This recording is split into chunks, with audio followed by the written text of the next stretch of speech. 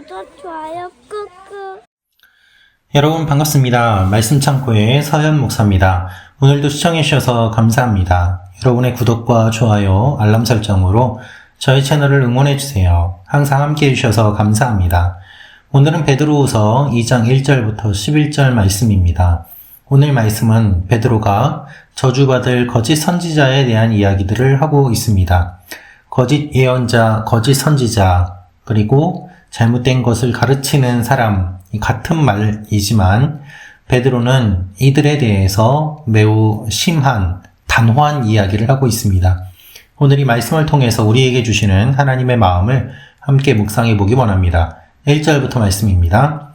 그러나 백성 가운데 거짓 예언자들이 일어난 것 같이 여러분 가운데서도 거짓 선생들이 나타날 것입니다.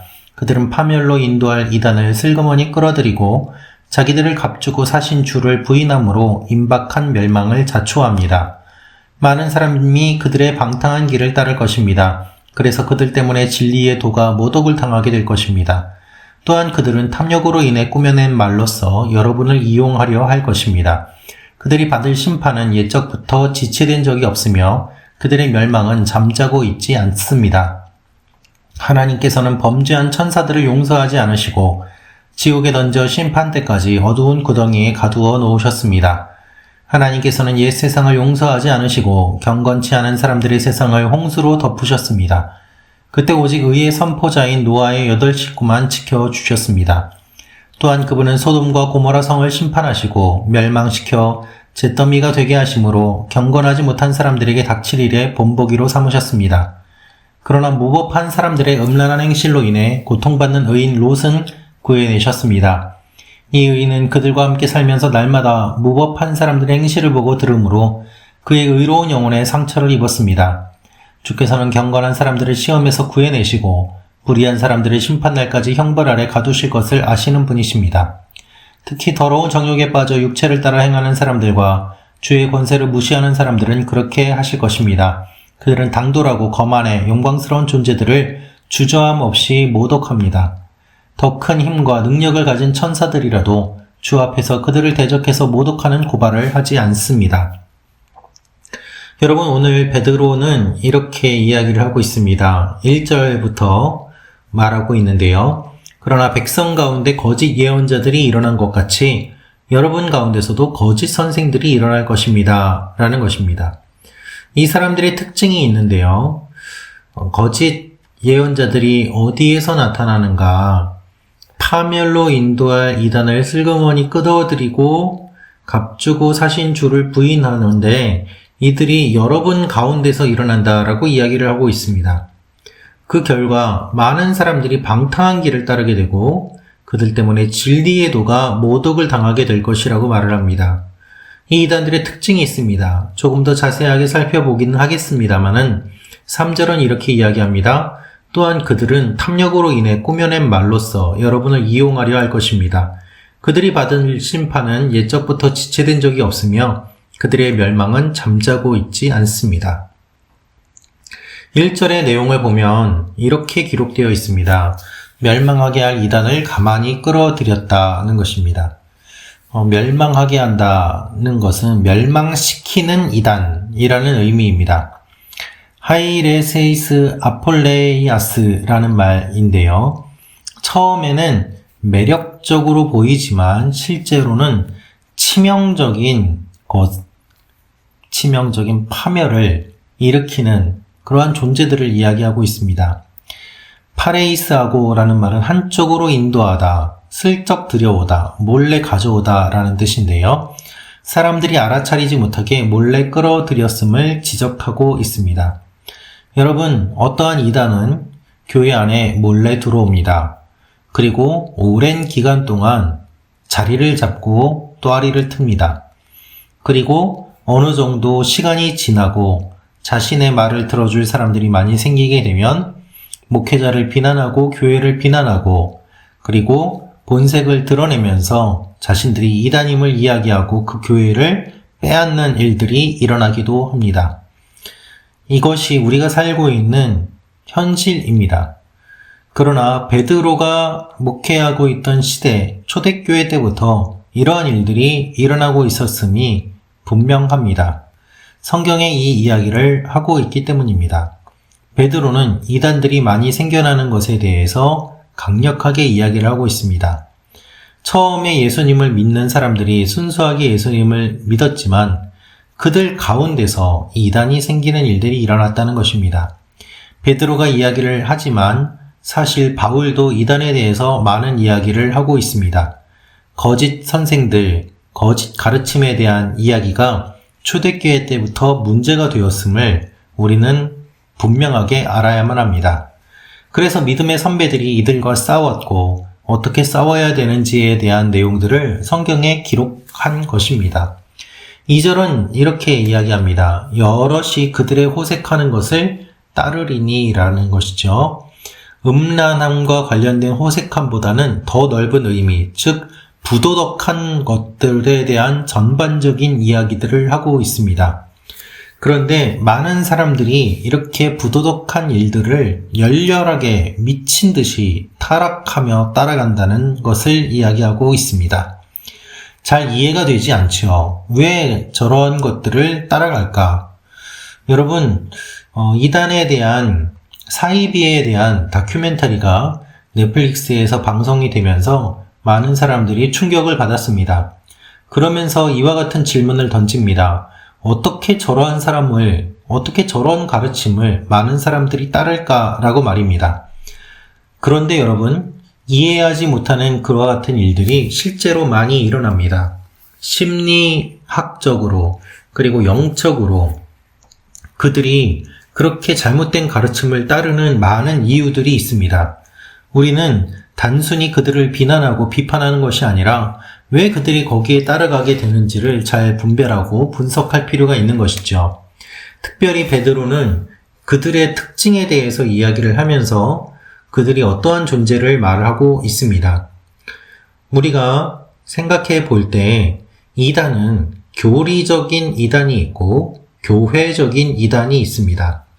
일반적으로 이단이라고 할 때 교리적인 이단, 즉 내용이 잘못된 것, 무엇보다도 삼위일체 하나님을 부인하는 이단을 교리적 이단이라고 합니다.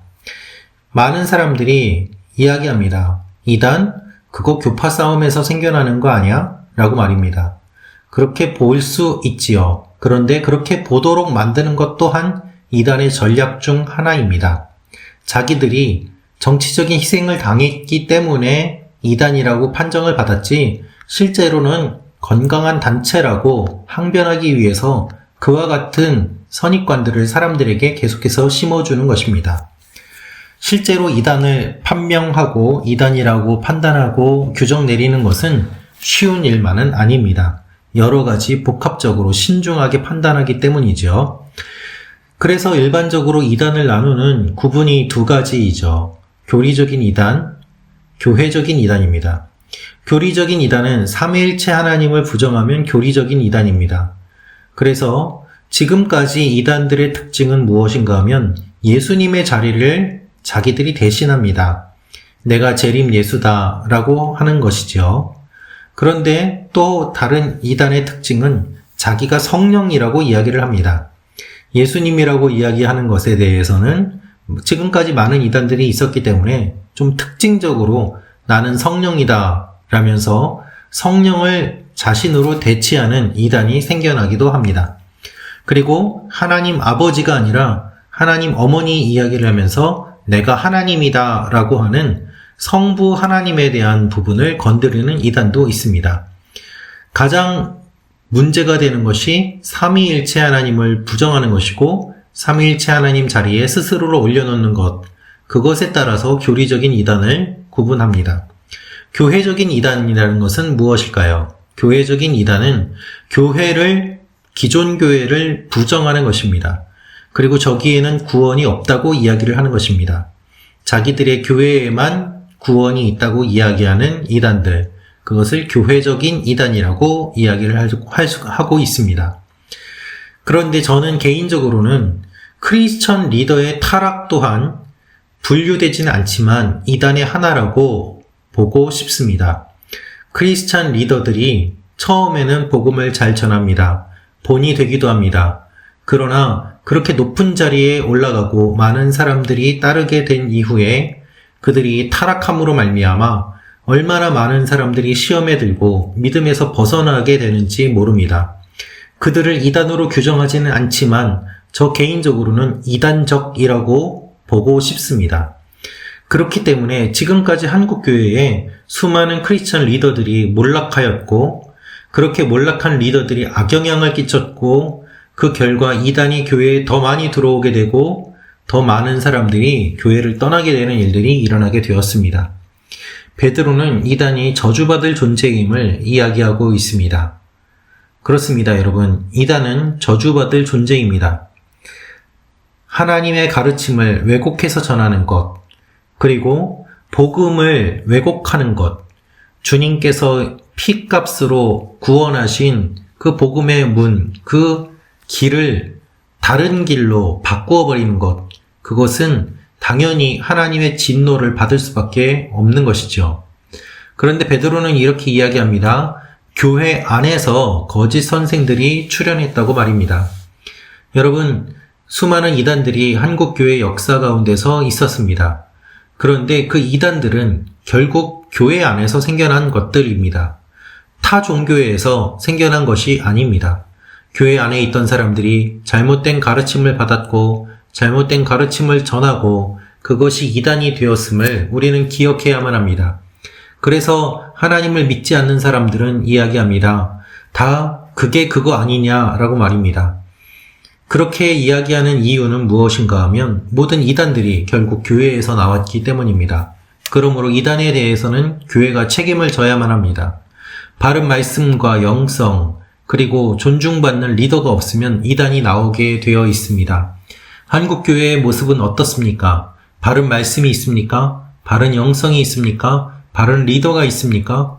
그와 같은 부분들이 없기 때문에 그 틈을 타서 이단이 나오는 것 아니겠습니까? 이들을 정신없이 미친 듯이 따르는 일들이 일어납니다. 그래서 교회를 잘 다니다가 신앙을 포기하고 믿음을 갖지 않는 사람들이 있는 반면 또한 어떻게든 믿음을 가져보려고 몸부림치다가 이단에 빠져서 잘못된 신앙생활을 하는 경우들도 많이 있습니다. 그렇게 교회를 나온 사람들이 오히려 교회에 대해서 잘 알기 때문에 교회를 더 비판하고 비난하고 그리고 전도의 문을 막고 동시에 그들 스스로도 마음이 궁핍해지는 것들을 우리는 많이 경험하게 됩니다. 거짓 교사의 특징이 있습니다. 거짓 교사의 특징은 심판을 부인하고 탐욕을 부추긴다는 것입니다. 부도덕한 삶을 살아가게 하고 사람들의 본능과 탐욕을 부추기면서 자신을 따르는 사람들의 세력을 늘리는 것이 거짓 교사들의 특징입니다. 사랑하는 말씀 창고 가족 여러분, 우리 누구도 자신할 수 없습니다. 자만해서도 안 됩니다. 심판을 부인하고 탐욕을 부추기는 사람들, 복음처럼 이야기하지만 그럴듯하게 이야기하지만 사실은 거짓된 가르침이 교회 안에 많이 들어와 있는 것을 우리는 분별해야만 합니다. 그래서 이 땅에서 잘 사는 것, 잘 먹는 것, 성공하는 것, 행복하게 지내는 것, 그 모든 것들에 대한 인간의 기본적인 욕구와 본능들을 건드리면서 주님의 십자가는 사라지고 예수 그리스도의 복음이 사라진 채 하나의 침묵단체처럼 바뀌어버리는 교회의 모습들이 많이 생겨나고 있는 것이 현실입니다. 우리는 오늘 말씀을 통하여서 이단에 대해서 깊이 생각해 보아야만 합니다. 그들을 비난하는 것뿐만 아니라 그들이 나올 수밖에 없는 교회의 현실이 있지 않은지 우리의 모습을 돌아볼 필요가 있는 것입니다. 그리고 우리 한 사람 한 사람이 깨어서 하나님 앞에 무릎 꿇고 오늘 말씀에 순종하며 나아가야 할 것입니다. 기도하겠습니다. 아버지 하나님, 오늘 우리에게 말씀을 주신 것을 기억하며 하나님 앞에 나아갑니다. 우리의 모습을 돌아보게 하시고 하나님의 사람들로 세워지게 하여 주옵소서. 예수님의 이름으로 기도합니다. 아멘.